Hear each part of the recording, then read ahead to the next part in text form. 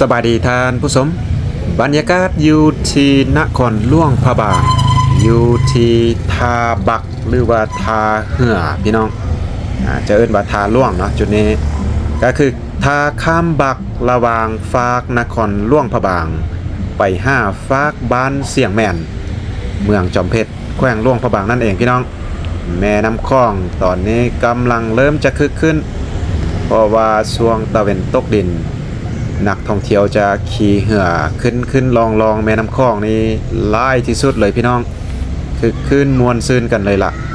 เดี๋ยวสำหรับวิดีโอนี้อุ่นใจจะพาข้ามแม่น้ำคลองไปอีกฝากเนาะไปฝากนั้นก็คือไปฝากบ้านเสียงแมนหลังจากนั้นจะพายางผ่านบ้านเสียงแมนไปจนฮอดวัดจอมเพชรเราจะพาไปขึ้นวัดจอมเพชรที่ว่าอยู่ถึงภูสูงพอสมควรสามารถเบิ่งมาเห็นตัวเมืองหลวงพระบางได้เลยล่ะพี่น้องวิวดีเนาะเดี๋ยวจะพาข้ามไปฝากนั้นที่เห็นอยู่ทางหน้าก็คือภูเท่าภูนางเนาะตอนนี้จะเป็นภูนางสังเกตบอกพี่น้องเห็นเป็นรูปคนนอนอยู่นะภูนางนั่นเองเดี๋ยวพอดีบักมาฮอดพี่น้องเดี๋ยวจะพาลงไปแล้วก็จะข้ามไปโพ้นเห็นภูสูงอยู่พุ่นเนาะที่วัดอันนั้นจะเป็นวัดจอมเพชรพี่น้องจะพาขึ้นไปจุดนั้นแล้วก็เบิ่งวิวมาหลวงพระบางไปจะพาไปขึ้นบักพี่น้องไปขึ้นบักนำกันอยากว่าเต็มทุกเที่ยวเลยพี่น้องบอกว่าจะข้ามไปฝากนั้นหรือว่าฝากนั้นข้ามมาฝากนี้ก็เต็มทุกเที่ยวจะมีซ่องบักเนาะสลับกันฝากนี้ข้ามไปแล้วฝากนั้นก็จะข้ามมาฉะนั้นถ้าว่าบ่ใส่ซ่องบักนี้บ่ทันแน่นอนเพราะว่าคนข้ามไปมาหาสู่กันหลายเลยล่ะพี่น้องเอ้ยตอนนี้เรือบักกำลังสิออกแล้วออกจากท่าไปรถจักรเนาะส่วนใหญ่ก็จะเป็นรถจักรที่ว่าน่าจะเป็นพ่อแม่พี่น้องประชาชนอยู่ฝากนั้นข้ามมาเฮ็ดเวียกเฮ็ดงานอยู่ฝากนครหลวงพระบางแล้วก็จะข้ามกลับบ้านเพราะว่าตอนนี้ก็เริ่มค่อยค่ำลงแรงแล้วพี่น้อง4 โมงปลายแล้วเนาะตอนนี้นักท่องเที่ยวก็หลายคนก็ลงมาละลงมารอท่าเบิ้งตะเวนตกดินพี่น้องขี่เหือเลาะชมบรรยากาศนครหลวงพระบางแล้วก็เบิ้งตะเวนตกดินตอนนี้สังเกตเห็นเหือไล่ลำก็ออกจากท่ามาแล้วพี่น้องเดี๋ยวไปรอเบิ้งหลังจากเขาขึ้นไปอยู่มุมสูงแล้วเบิ้งลงมาอาจจะได้วิวงามเลยล่ะข้ามจากฝั่งนครหลวงพระบางมาฮอดฝากบ้านเสียงแมนอยู่ทางหน้านี่เลยก็ใช้เวลาไปบ่ฮอด10 นาทีพี่น้องเพราะว่าเขตนี้แม่น้ำคลองก็กว้างแดนนิดนึงเนาะสังเกตเบิ่งรถพี่น้องรอทาบยาวเลยเฮียพอยพี่น้องตอนนี้อุ่นใจข้ามมาอยู่ฝากบ้านเสียงแมนเป็นที่เรียบร้อยก็เบิ่งไปทางนครหลวงพระบางภูผาป่าไม้สลับซับซ้อนสวยงามพี่น้องหลวงพระบางนี่ก็อ้อมรอบไปด้วยภูผาป่าไม้แบบนี้แหละพี่น้องบ่ได้เป็นทงเพียงแล้วก็บ่กว้างเนาะถ้าไปตามทางใหญ่นี่ก็ไปฮอดพุ่นแหละพี่น้องเมืองฮ่องซ่าแขวงสยามบุรีเนาะตามเส้นทางเลขที่ CB แต่ว่าอุ่นใจจะเลี้ยวขวาไปนี่เนาะตามนี่เลยจะมีป้ายบอกสถานที่วัดวาอารามแล้วก็มีระยะทางเนาะก็บ่ได้ไกลก็จะผ่านบ้านเสียงแมนนี่ไปแล้วก็จะไปฮอดวัดจอมเพชรเนาะแต่ว่าอุ่นใจจะย่างไปฮอดแต่วัดจอมเพชรมื้อนี้เพราะว่าถ้าย่างไปไกลกว่านั้นเวลาอาจจะบ่พอ3 แยกบ้านเสียงแมนอยู่ทางหน้านี่ก็คือไปบ้านเสียงแมนพี่น้องเลี้ยวซ้ายไปก็กลับไป5 ทางยาวมาเมื่อกี้นี้แล้วก็จะมีทางแยกไปพุ่นแหละไปไล่บ้านพี่น้องน่าจะเป็นบ้านหนาคำเนาะไปทางนั้นสนใจจะย่างไปทางนี้พี่น้องก็จะมีนักท่องเที่ยวมาขี่รถทิพย์แบบเพลินๆอยู่ฝากนี้พี่น้องเพราะว่าบรรยากาศนี่ดีไล่ข้ามแต่แม่น้ำคลองแต่ว่าความรู้สึกและกับบรรยากาศบ้านเสียงแมนหรือว่าฝากนี่เนาะแตกต่างกันไล่เลยพี่น้องมาทางนี้ก็จะเงียบสงบแบบนี้แหละส่วนว่าทางยางผ่านบ้านเคนี้ก็จะเป็นทางที่ว่า เป็นแบบนี้เลยเนาะจะบ่เป็นทางขี้ดินสะดวกสบายในการย่างหรือว่าจะขี่รถที่รถจักรมาฝากนี่ก็สะดวกสบายเช่นกันทางอาจจะบ่กว้างปานใดเนาะสำหรับรถใหญ่นี่อาจจะลำบากหน่อยนึงแต่ก็มาได้แต่แนะนำที่สุดก็คือขี่รถจักรมาฝากนี่หรือว่ารถทีบมาเนาะแบบเพลินๆพี่น้องมาฮอดจุดนี้ก็คือวัดบ้านเสียงแมนส่วนว่าวัดบ้านเสียงแมนนี่ก็เป็นวัดที่ว่างามพอสมควรวัดเสียงแมนเดี๋ยวจะพาเข้าไปเบิ่งอยู่ทางในนิดนึงพี่น้อง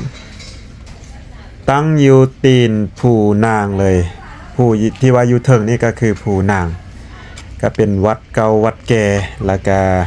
เป็นวัดที่มีชื่อเสียงหั่นแหละพี่น้องงามเลยบรรยากาศเนาะแดดซองลงมาตอนนี้โอ้ยคักสุดเลยพี่น้องเอ้ยงามไรบรรยากาศดีเลยค่อยคำยามแรงแบบนี้เนาะย่างออกจากวัดมาหน่อยนึงก็จะมาเห็นเหือนที่ว่ายังเป็นเหือนไม้แบบดั้งเดิมแต่กี้อุ่นใจเคยมาก็หลายปีก่อนเนาะเกือบว่า10-20ปีก่อนโอ้ยพี่น้องบ้านเหือนเขตนี่ยังเป็นบ้านเหือนที่ว่ารักษารูปทรงแบบดั้งเดิมไว้แต่ว่าตอนนี้ก็เปลี่ยนไปหลายพอสมควรเปลี่ยนหลายนะแต่กี้บ่มีทางแบบนี้พี่น้องเอ้ยจะเป็นทางขี้ดินแต่ว่ามีแบบนี้ก็ดีเช่นกันสามารถย่างเที่ยวไปมาหาสู่กันหรือว่าขี่รถทีบรถจักรรถใหญ่เนาะสะดวกสบายเพราะว่าจะเป็นฤดูฝนหรือว่าฤดูแล้งตอนนี้ก็ฤดูแล้งเนาะเย็นๆอากาศตอนเช้าพี่น้องเอ้ยมื้อเช้านี้อยู่ที่ประมาณ13-14องศาเซลเซียสเนาะก่อนตะเวนจะขึ้นแต่ว่าตอนช่วงบ่ายๆแดดแห้งๆนี่ก็อยู่ประมาณ25-26องศาพี่น้องมื้อนี้ตอนนี้ตะเวนลงก็เริ่มเย็นละนะอยู่ทางหน้านี่มีสวนผักพี่น้องสวนผักที่ว่าเพิ่นปลูกผักเท่าที่เห็นนี่ก็มีผักบัวผักเทียมหอมป้อมผักบงแล้วก็ยังมีหลายชนิดผักอยู่พี่น้องโอเคไปเฮาย่างต่อพี่น้องย่างต่อเลยย่างมาในนึงก็มาสุดอยู่จุดนี้เลยบ้านน่าจะเป็นหัวบ้านอยู่ทางนี้พี่น้องก็จะมีป้ายหลายเลยแหละเลี้ยวซ้ายมือไปก็ยังเป็นทางขี้ดินเนาะทางดินแดงพี่น้องก็สามารถไปเสื่อมใส่บ้านอยู่ทางหน้าพุ่นแล้วก็วัดล่องคูนแต่ว่าอุ่นใจจะเลี้ยวเข้าไปทางขวานี่พี่น้องเพราะว่าวัดจอมเพชรอยู่ทางหน้านี่นะอยู่ใกล้ๆนี่พี่น้องวัดจอมเพชร200 เมตรวัดล่องคูน420 เมตรวัดถ้ำสักกลินเนาะแล้วก็วัดฮัดเซียววัดคกปาบนะก็มีหลายวัดแต่ว่าไปฮอดวัดคกปาบพุ่นทางก็จะดีไปแบบนี้เลยพี่น้องเอ้ยบรรยากาศคือดีเลยพี่น้องเท่าที่ย่างตั้งแต่ทาบักมาผ่านบ้านเสียงแมนมาก็จะเงียบสงบเห็นนักท่องเที่ยวแต่คนเดียวเนาะตั้งแต่ย่างมาเพราะว่าตอนนี้ก็ยักว่าแรงๆแดดนิดนึงตะเวนกำลังสีตกดินนักท่องเที่ยวก็บ่สู้มาไล่อยู่แล้วเนาะฝากนี้เพราะว่าหลายคนก็จะบ่ฮู้ว่ามีบ้านแล้วก็มีบรรยากาศที่ว่าย่างแบบสิวๆแบบนี้แล้วก็มีสถานที่ท่องเที่ยวก็คือวัดจอมเพชรจุดที่อุ่นใจจะไปนี่แล้วก็วัดล่องขุ่นอยู่ทางหน้านี่บ่ไกลเนาะแล้วก็มีทางเลียบแคมแม่น้ำคลองเพราะว่าลงไปขวามือนี่เป็นแม่น้ำคลองล่ะพี่น้องจุดนี้เลยเนาะเราต้องได้เลี้ยวซ้ายขึ้นไปเนาะมีขั้นใดขึ้นไปพี่น้องมาฮอดจุดนี้ก็ต้องได้ขึ้นขั้นใดเนาะขึ้นขั้นใดไป5วัดจอมเพชรที่ว่าอยู่ถึงจอมภูเพิ่น123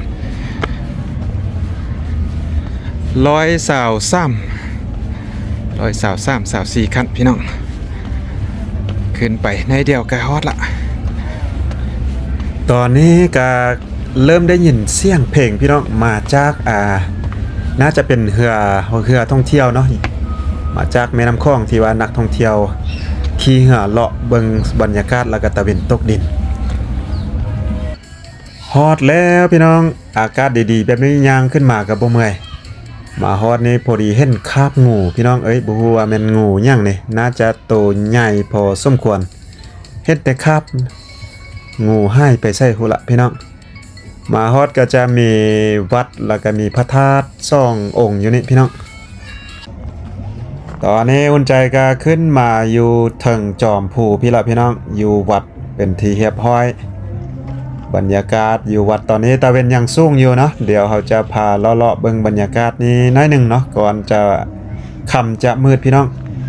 ก่อนตะเวนจะตกดินเดี๋ยวจะย่างออกไปนี่แล้วก็เบิ่งไปทางนครหลวงพระบางว่าจะเห็นวิวงามปานใดพี่น้องเอ้ยมาเบิ่งตะเวนขึ้นน่าจะงามเพราะว่าตอนนี้ตะเวนตกดินนี้อาจจะบังผูนิดนึงเนาะหรือว่าบังต้นไม้กันถ้าเป็นตะเวนขึ้นนี่น่าจะงามเลยเพราะว่าตะเวนขึ้นจะแม่นอยู่ฟากนั่นเลยเนาะทางหน้าพุ่นโอ้พี่น้องเอ้ยบรรยากาศนี่ถือว่าสุดยอดเลยยามนี้ก็งามเช่นกันแสงแดดซองมาแบบนี้คักสุดเลยเนาะผูผ้าป่าไม้โอ้ยเรียงลายไล่สั้นเลยแหละพี่น้องเอ้ยงามไล่พี่น้องก็ถือว่าคุ้มค่ามาอยู่ส่วนว่าทางหน้าวัดก็สิประมาณนี้เป็นวัดเก่าวัดแก่ที่ว่าหลายปีก็อาจจะเป็นวัดห้างเนาะที่ว่าบ่มีพระมีจั่วอยู่แต่ว่าตอนนี้มีพระมีจั่วครูบาอาจารย์มาอาศัยอยู่นี่ล่ะพี่น้องเดี๋ยวจะพาเข้าไปเบิ่งทางในวัดแป๊บหนึ่งเนาะนี่ก็คือทางในของซิมมาเนาะหรือว่าทางในของวัดนี่เองก็สามารถเบิ่งออกไปทางนอกจากปองเยี่ยมแบบนี้พี่น้องก็ได้วิวแบบหนึ่ง